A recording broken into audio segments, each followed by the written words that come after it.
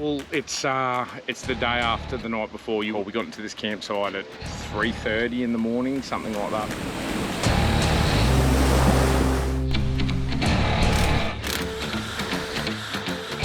I've put in this waypoint here and I've called that waypoint track to Dargo. That's definitely a CV. Got it? Breaking news, Victoria's storm emergency. They're massive storms, hails coming through, they're expecting huge gusts. And we are back on track, baby. Let's go.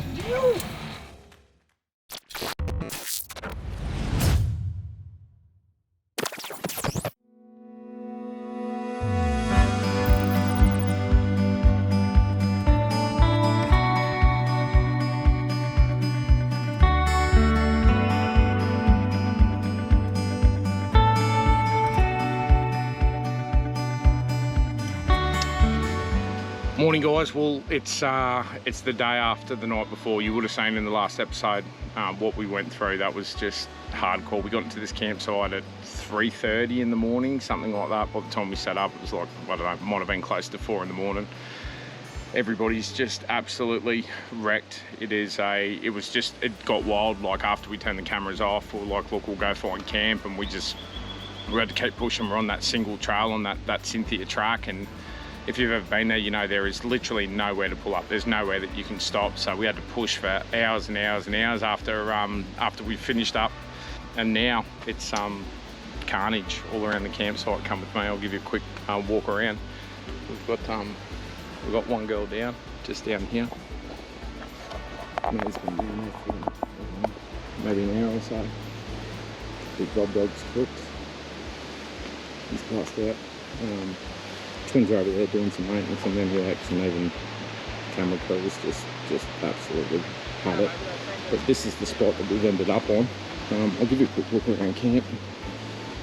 So we just absolutely jagged it. We drove and drove and drove until we could actually just find somewhere to pull up, and this was just an absolute fluke to get this. You can see Sarah's down there having a swim down in the river. Hey babe, how you going? I was just giving everyone a bit of a run through last night.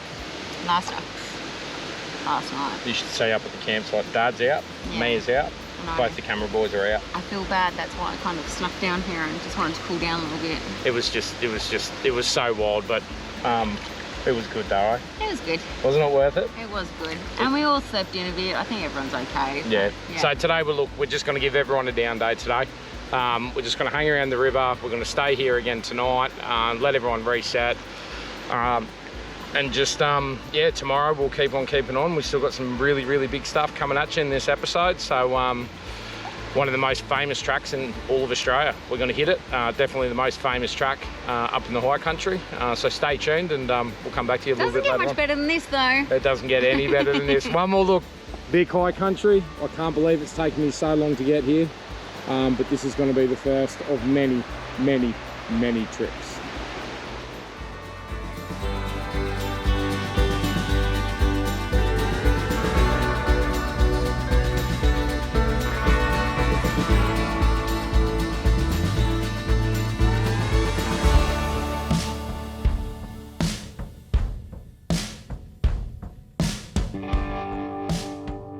It was a night that won't soon be forgotten.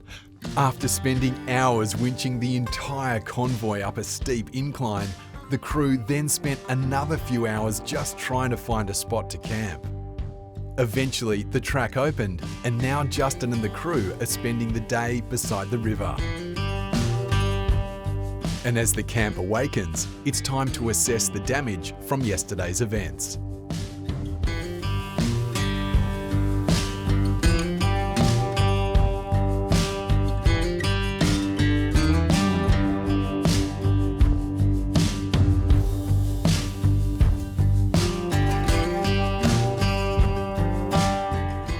After an accident put the MUX into two-wheel drive only, Christian and Ashton are assessing the damage and working on removing the front differential ready for its replacement.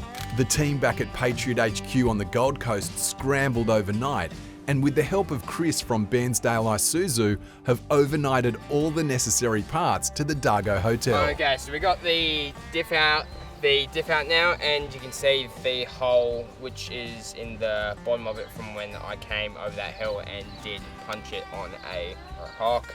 I mean, it was only my fault. If you do that to any diff, you're going to get that. So we have a new diff on its way. So now Ash and me are going to head into town, pick up the diff, come back, chuck it in, and we'll be good to go.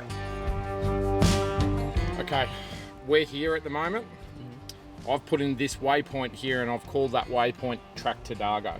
Okay, so what you're going to do is you're going to go all the way down Crooked River. You're going to stay left when you get here. You don't want to go right. So at this junction. The twins are anxious to see if the right parts have been sent to Dargo, so they volunteered to make the 60-kilometre round trip out of the High Country in Rob's 300 Series GR Land Cruiser.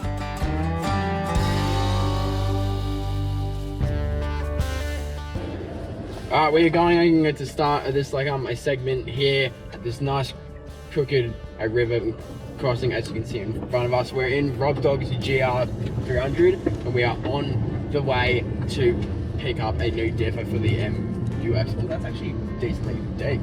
Love it. The GR loves it though. So yeah, obviously, unfortunately, we hit a rock in the MUX, so banged up with the front diff. We got overnight parts, so from the Gold Coast, so not Japan, into Dargo, and we are heading there to pick them up from the pub. They just arrived about half an hour ago. So me and Christian are going to mission it all the way out there and pick up those parts, come back, whip it all back in, and bang, we're done. Yes. Bloody amazing. Very beautiful. Alright, so we're driving out to get at the parts, but we had to stop it when we got up here. Can we just take a second to appreciate where we are, mate? Oh mate, this is nuts. It's windy as, but come on. You can see the whole of the High Country over here. Our camp is right there in the opening. That's crazy, mate. Yeah. Alright, let's keep rolling. But damn, that's cool. If you would have seen it right there, I got the clip, but that was a welcome to Dargo signs. We are officially in Dargo. It's been about almost an hour now since we left. So we're making pretty good time. That is a nice house. So yeah, we're back in town in Dargo. Now we just need to go to find the pub and find out if we did actually get the right parts or not. Fingers crossed. Hopefully so. Hoping so a lot.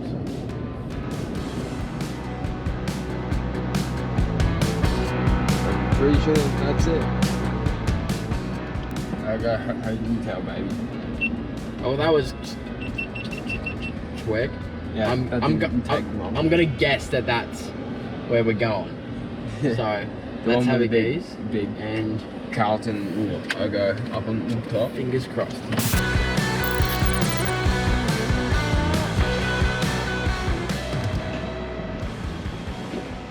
Not liking our chances just by the size of those. Yeah, what size those boxes? That's it, mate. Ooh, yes. Is this a new shaft? Yeah. That's definitely a CV. God.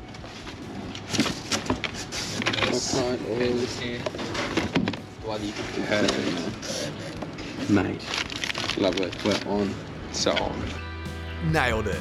The parts have arrived, and while they're not on the car yet, the twins are confident they've got what they need to get the MUX back on the track. It would be rude not to. I do it again. I do it again.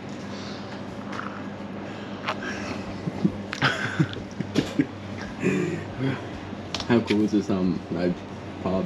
Yeah, we've just got a bunch of photos here of people just getting people just bidding on their cars, choppers, Rolex up there. What a cool pub. Epic, mate. Sick. Alright, we just left Dargo. As you can see, we've got all the parts back here, which is good. So now we're gonna head back, get that just ordered, and yeah, we're just gonna have a pretty full-on night getting this all back assembled, because we need to fully assemble the diff back at camp. I just had a look at the manual, and it seems to not be the easiest of things to do, to rebuild an IFS front diff with all those actuators and shit. hopefully we should get it done. Yeah. Hopefully well. Yes, we should. We should be able Crossed. to. So we have all the parts and all of the things that we need. I'm just really hoping that we have the actual knowledge and the right tools to get this done. Yes. So let's head back. Yes. Hey boys, gonna need you to move, please. Thank you. Cheers. To the right. Oh, yep. Oh, yep. Yep. Laters. But a leisurely afternoon of beers and bush mechanics is not on the cards as a brewing storm starts bucketing down rain at the camp. Alright, rain's coming in and it is coming in like hard. We actually just got a sat message come through from one of the boys back at the shop. They're massive storms, hail's coming through. They're expecting huge gusts. It's just started, just caught up and the sun was out. We were planning on rolling out this afternoon. I'm just going hell for leather, getting everything tied down as much as I can. The twins are out there somewhere at the moment at the minute as well, and we don't even know where they are. But you can see how thick this rain is. This is going to turn into hail in a second. I just want to get everything tied down as quickly as possible. You can see the whole crew's working, get everything locked down, and we'll probably get inside the X-ray and grab a run. The afternoon storm knocks out power for more than 500,000 Victorians, and gale-force winds and thunderstorms cause havoc across the Gippsland. The camper trailers can usually be set up in no time at all, but the provisions are there to secure awnings and tents if the weather calls for it. And as every camper knows, proper setup can mean the difference between staying dry and getting soaked.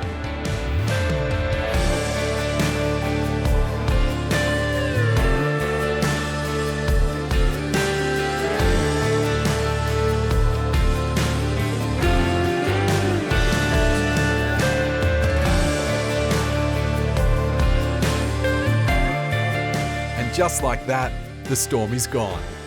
And while the twins are almost back at camp, Sarah and Rob start prepping tea.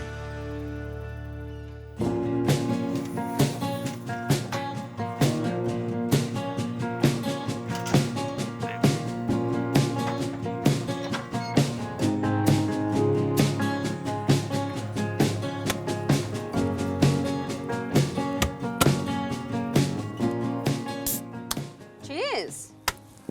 I think tonight our plan is to make something kind of a little bit more simple than normal.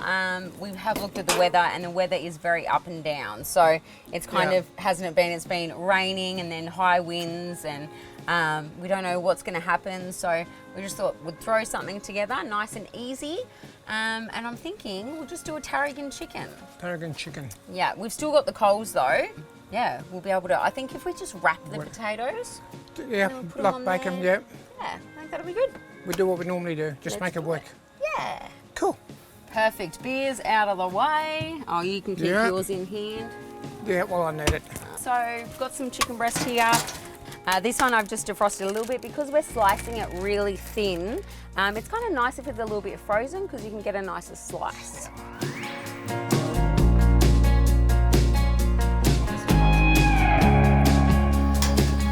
So there's 3 chicken breasts here, just doing it nice and thin so they cook nice and quick.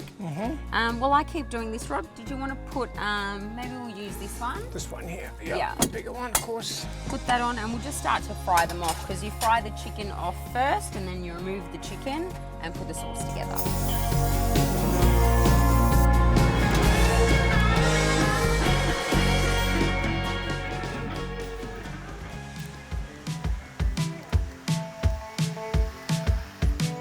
Got it? You got it? It's all there, but we got to fully assemble it and take most of the parts out of that. Okay. But the actual casing and the suck handers that are up there. Awesome. Is that the case? It's tiny. Oh, there you go. Hell yeah. And it doesn't I have a hole in it, so that's good. Oh, that's what? Oh, there's no hole. So that's it. That's the part. Yeah. That's exactly well done, mate. Very It's good. light, huh? Yeah. Casting, mate. That's Ali. what we need Ali, to be baby. doing. We need to be doing that sort of stuff. Yeah. So obviously, when he's come down, there's a bash guard that sits underneath it, and when he's come down, the thing's just gone dunk, and the bash guard's only quite light and it sits right there, so it's just gone dunk and just knocked the hole, just tapped the hole straight in there. So yeah, which is a bit of a shame. Yeah. That's a pretty cool bit of gear though. Yeah. All right, so get the center out of that one, chuck it into this one, into that housing, bolt it back in. Don't have any. Drive. Don't have any more issues. All right, cool. Sweet. Let's get it done, boys. And we got about 100 pages worth of book. The twins and a set of spanners go way back. Replacing a diff on an MUX should be pretty straightforward, in a garage. But Christian and Ashton have to do it in the middle of the high country with limited access to workshop equipment. As you can see, this is the electronic module that moves this fork forwards and backwards, which moves this collar and this gears on there, and that's on there, like that. When this is down, this can free spin, which takes you out of four-wheel drive, and then that fork moves this collar up here, locks in that, and then you're in four-wheel drive, which will move the whole diff. So we're just taking apart this diff now, and then we can reassemble everything back into the new housing and call it a day.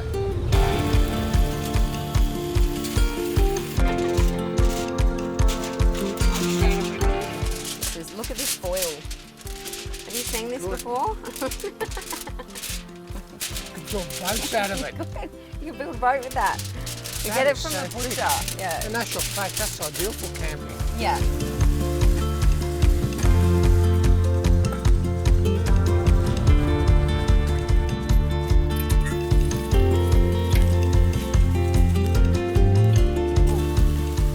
We've got the potatoes on now. Rob's back on the chicken. So I'll just finally cut some shallots, and that's going to go into the sauce. Yep. So I'll do that one. I need to get out the mustard, the tarragon, so I'll just get some bits together, which will go in the sauce. They have to go in quite quickly, so it's best to kind of get your ingredients out and then make some nice things. We were just talking about the sauce, and we need some white wine. I didn't actually bring any with me, but you know who always does. Part of camping, taking 1 or 2 good bottles of white and 1 or 2 bottles of red. Very critical, important part. Very critical. Only for cooking purposes only. 100%.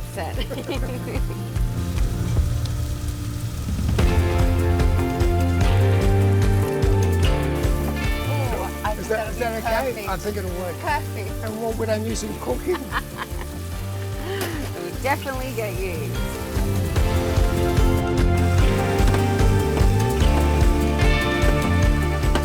The last of the chicken's just coming off now, so then we'll use the juices from that chicken pan to make our sauce for the tarragon chicken. You reckon I can Okay, keep you good. going? Absolutely. Go. We'll put in the shallots here and some garlic. And what the plan is here, you know, just lightly fry them off like you were onion, you know. Get that garlic nice and, you know, golden as well. And then we add the wine. The most important ingredient.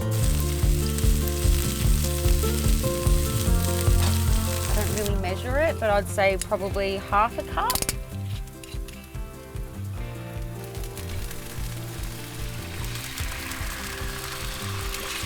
And so what's going to happen then is that's going to cook down and that's going to reduce, and it's going to take in all of the flavours that we have in that pan. And it smells good already.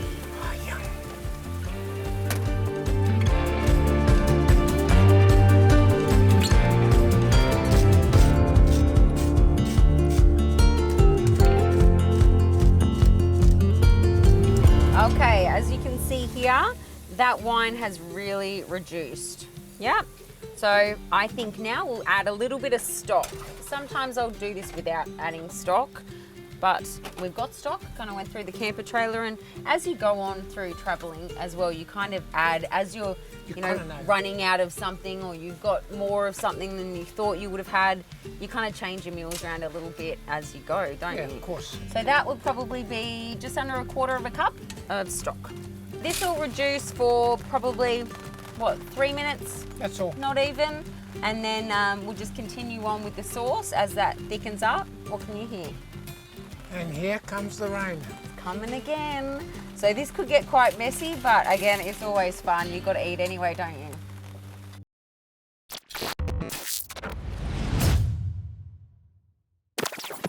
Breaking news. Victoria's storm emergency has turned deadly. Parts of Victoria are still in the middle of one of the largest power outage events in the state's history. Hundreds of thousands are still without power after wild storms swept across the state late yesterday. Now, given the extent of the widespread damage, we're being told that it may take days, if not weeks, for some areas in Victoria. The rain is back, sending Sarah's cooking show into a spin. But like any quick-thinking camper, she's just gonna make it work.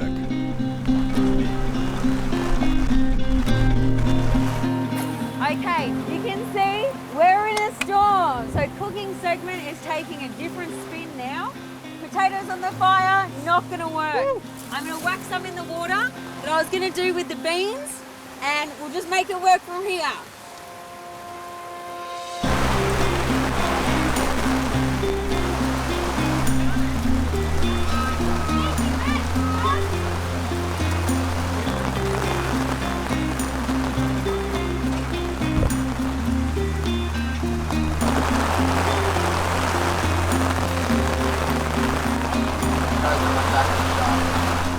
God damn it. All right, well, it's all gone pear-shaped. I've got my dryzer bone on. I got this from a present from one of my best mates 10, 15 years ago, to be honest with you. I've had it sitting in my cupboard. I thought, I'm going to the High Country, I'm bringing it down here with me, and I'm glad I did. You can see what's going on here at the moment. Look, they're trying to do the cooking over there, and the kids are cleaning up, and it's gone mayhem. But the weather changes that quick here. I've heard that a lot, you know, that it can be beautiful sunshine 1 minute, and then 10 minutes later it turns into this. So I think this is set in for the night now. It doesn't look like it's going anywhere, but we might get lucky. But, you know, it's the High Country. If it was anywhere else, I'd probably be upset, but it's just something else we get to experience.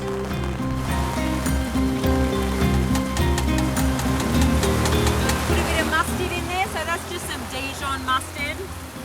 I'll put that in. Oh, Mix that in? Yep. Yeah, all right. What are you thinking, Sarah? So that Dijon's melted in there. Now, what's the major part? The tarragon. That's why it's called tarragon. So we'll put some tarragon in just a little bit, and then we'll get that chicken back in there. So we've just got some thickened cream. So that's going to go, and that's going to create, you know, the sauce, the main part of the sauce, really. Make it creamy.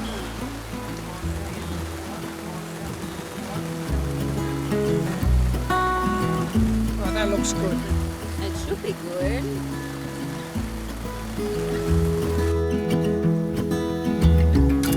So this, if you could taste this, it's really good. It's decadent. I mean, it's really rich, but that's what you need, especially on a night like tonight. Oh, I really deserve it. We've earned it. Oh, we totally have.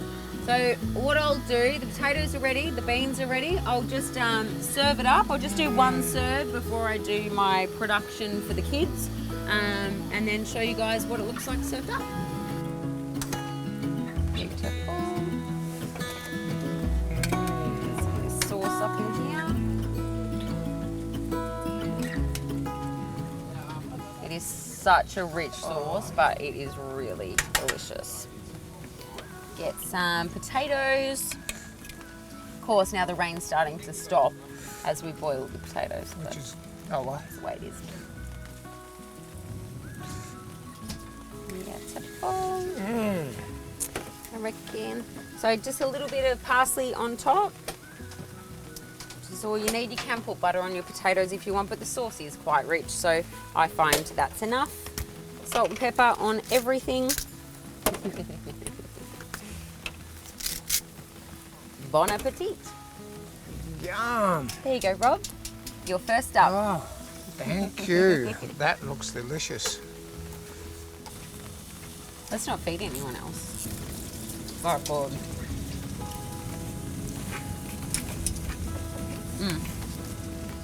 That's really good.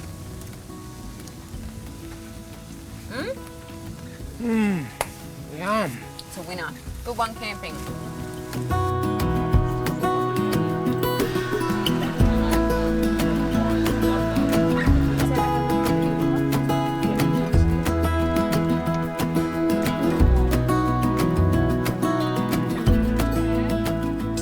The food's what camping's really all about, eh? It really is. Like, normally the whole family would be sitting around the campfire. I mean, look at this monkey over here. Look at this. Her chair is wet. Look at her. Are you kidding or what? But this is what mealtime is always about.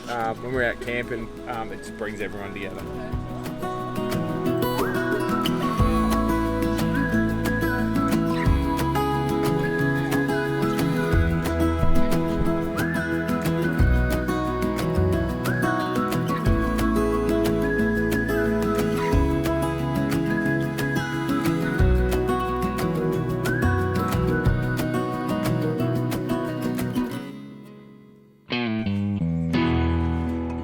The twins are working into the early evening to make sure the new diff gets back in the MUX. And as the boys complete the assembly, ready to reinstall, Justin comes over for a look. Let's call him over whilst. Hey, Jazzy. Yo. Hey, come here. Done. Done. Yeah, brass. Awesome. Hell yeah. Well done, man.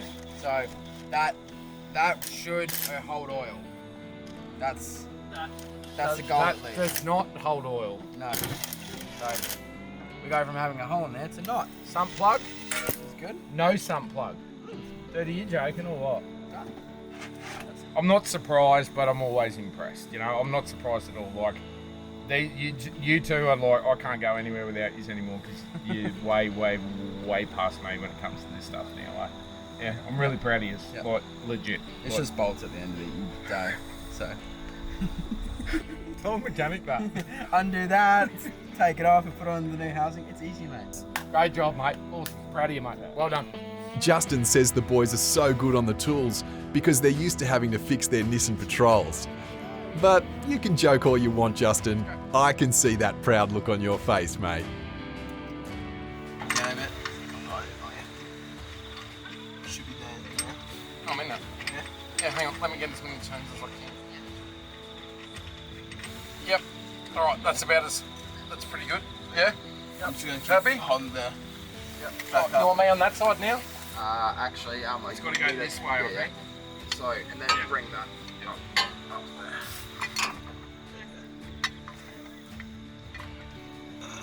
You got it then? Yeah. This is it. Oh, you got it. It's almost there. Yes.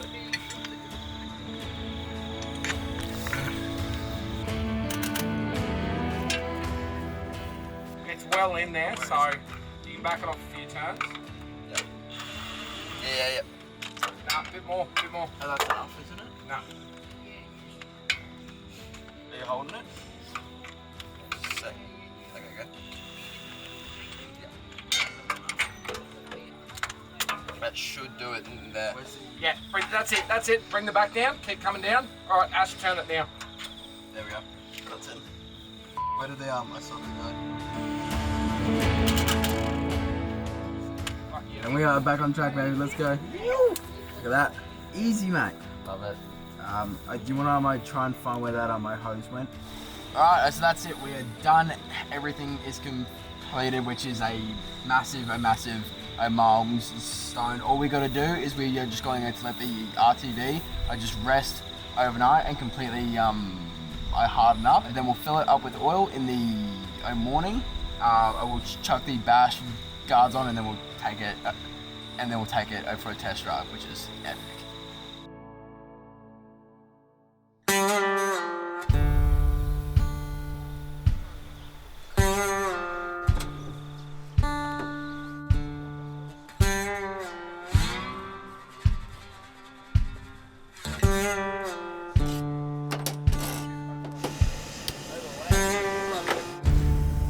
After so much rain, the camp is quietly wondering what's in store for them out on the tracks.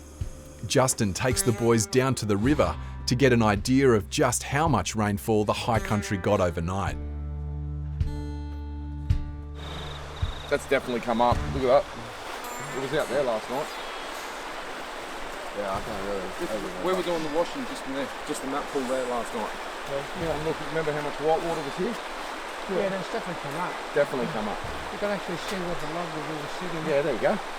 That log where we were sitting, where we lit that little fire yesterday. Look at the distance now. So yeah, we got a fair bit of water. We got a solid dump of water last night. Yeah. So it all just depends on what the track conditions are going to be like, you know. That's going to paint the picture on whether we continue. But I would guarantee we're going to get rain today. I'll put money on it. It's starting to feel like that actually, now that you mentioned it. There's no sunlight. And no wind. We had big winds yesterday to blow the clouds around, you know what I mean? Now it's like still. I think it's just going to, I think it's just going to drift in. I think it's going to settle in. You know, and I've heard it from 1,000 people when it rains down here, you just stay off the tracks, you know? Unless you're running 40-inch tyres and, you know, twin lockers and all that sort of stuff, you come down and have some fun, but I heard that a lot. Don't do this track in the wet, don't do that track in the wet, don't attempt that in the wet, you know? Really? Yeah. I think from here, where we want to go from here, now we're getting into the real hardcore four-wheel driving side of the High Country. The closer you get to Dargo, that's where it seems to be where everyone does the wheeling, you know? I think what we've done so far is kind of the touring bit, which we're set up for. Was touring? That was touring. Really? That's the touring bit. Yeah. Now we start getting into the hardcore four-wheel drive bucket list stuff. The crew decide to sit tight while the tracks are so wet, and there's still a bit of work before the MUX is good to go.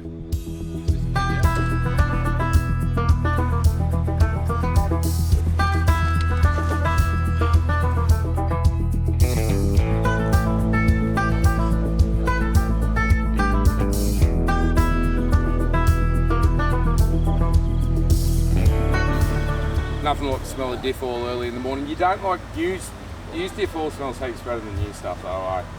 Diff oil in general just doesn't smell good at all. I completely disagree. When I walk into the race shed and I smell diff oil, I know stuff's going on. Boys, let the sealant set overnight. Going to chuck some oil in it. Kick the thing in low range, 4-wheel. Yep. Kick it in the guts. We should go just fine. Couple of minutes. She should be back.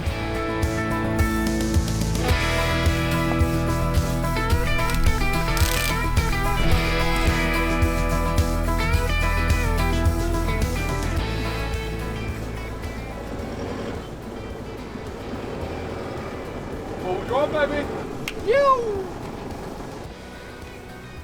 You see me in this video. Those two just freaking, they blow me away. I can't believe they just did that. I can't believe they just did that. I think I said that last night.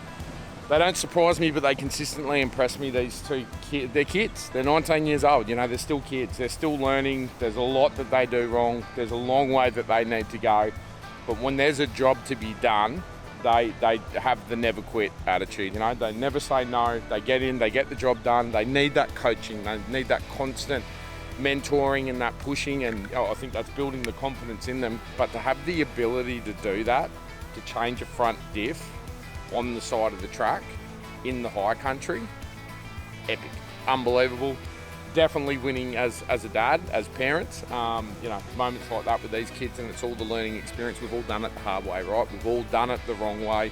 And I still continue to do it the wrong way, and I do it the wrong way every day.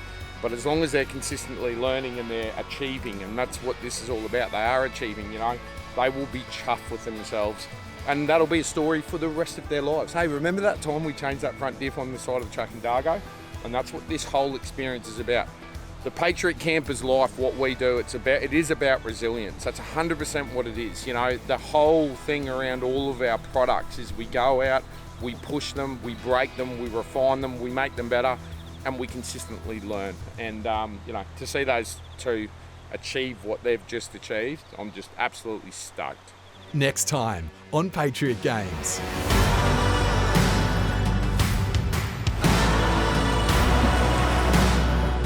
Tracks are definitely a little bit wet. Darren, stay a bit right, stay a bit right, stay a bit right.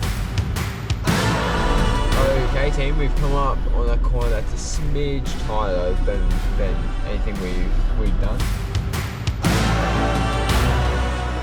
Hold that line, I'll keep holding it. Keep going straight. Yep, keep them straight.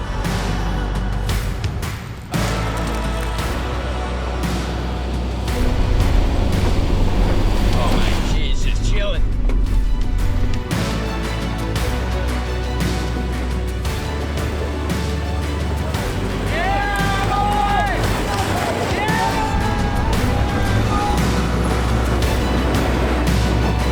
Might get me just a little bit further, but not liking our chances